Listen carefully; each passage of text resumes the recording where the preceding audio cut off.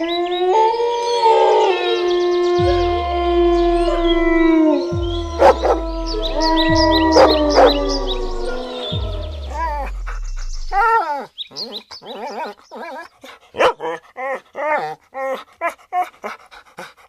Scott, Commander-in-Chief, CEO, and Admiral of this vessel. How are you? Very good. Rowan. How's that for an intro? Yeah, head of lettuce and cauliflowers and all things good. Our nutritionist, our facts and just all that sciencey stuff. He demand. Yeah. Head of cauliflowers. Oh, if my mother could see me now. It's an ology. You made it. Talk about something a bit controversial in the raw feeding community. We're going to talk about BARF being the best way to feed your dog. Or is it? Like, if only you had a monocle, it would have dropped out then. Yeah. Okay, so there's been some really interesting stuff come out this week. Rodney Habib and Dr.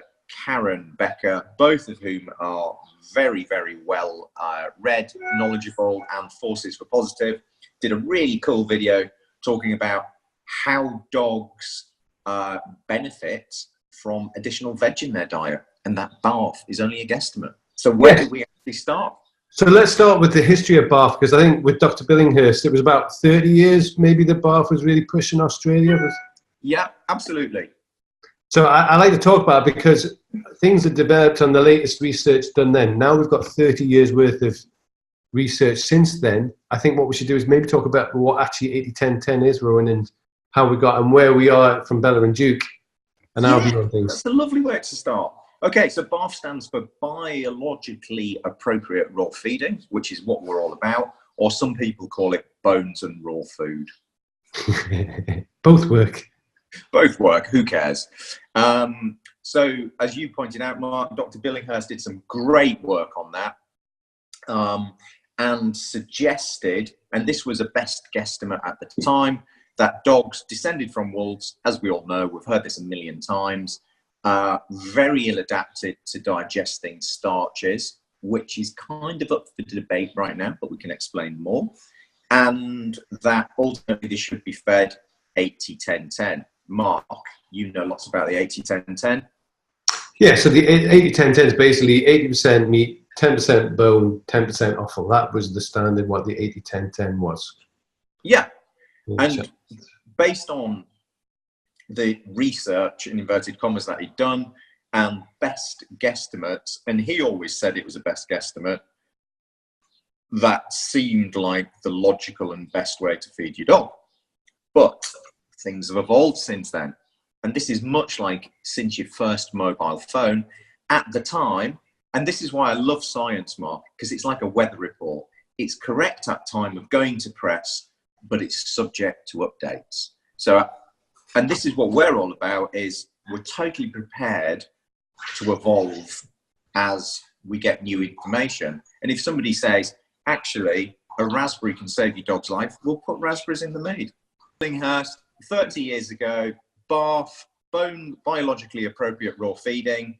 It was definitely the best thing there. It was a huge advance. It was a bit of a counterculture to the starch-heavy, kibble processed style diet that was being propagated by lots of people. And he said, hang on, these dogs evolved from wolves. They can't really digest all of this. It's leading to chronic illness. Let's try this. All the dogs got better. Why? Because it was substantially better than the existing template that was being employed. We now know something even better. And so okay, so the interesting thing about BARF is, like many diets in the human world as well, you end up eliminating the ingredients that were causing you a lot of issues. So when a lot of people move on to, I'm not going to mention any particular type of diets, but often it eliminates inflammatory foods. You feel great, at least for the first year, possibly 2 years, as long as that's a balanced diet. But then it can also, you could be lacking things. So we are taking on a much more of a holistic view at Bella+Duke, where we're very much like 80-10-10 is kind of your, it's a great place to start, as you described, but really with the latest science, where are we at now as a company? What's our ethos on the 80-10-10 rule?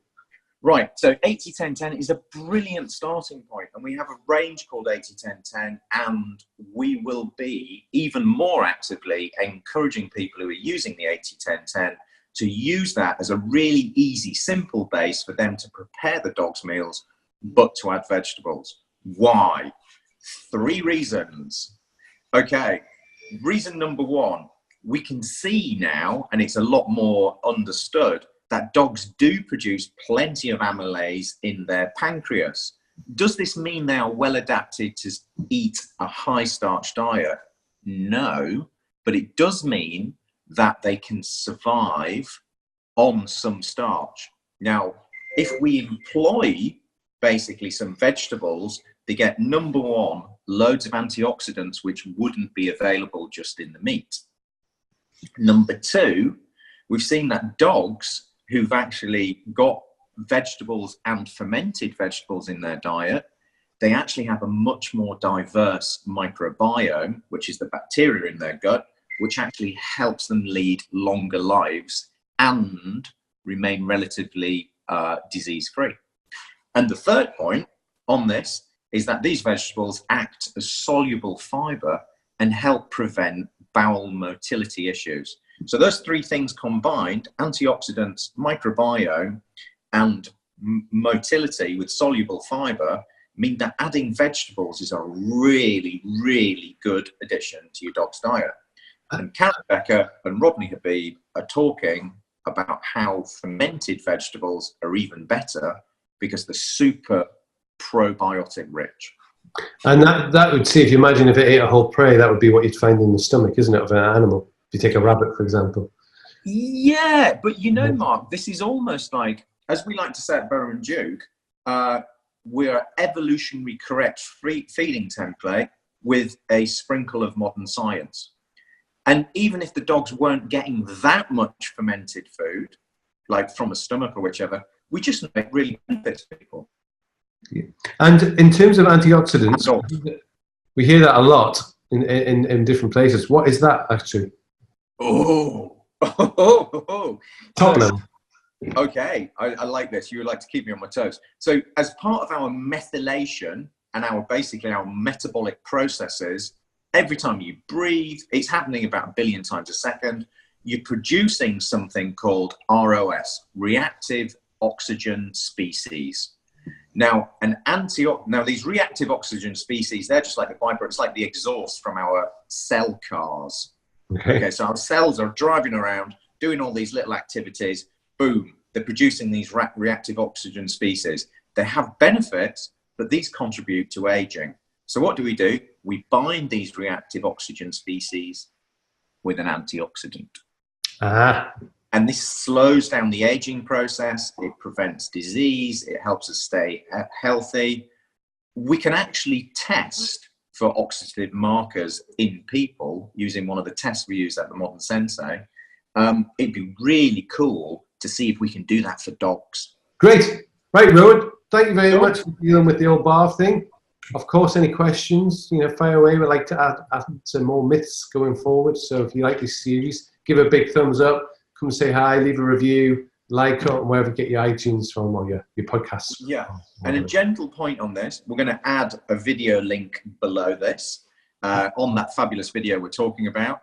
And in no way are we critiquing the BARF. We're saying the BARF is a great starting point. What we are saying is, and if we add something else onto it, we've got something that looks fairly optimal.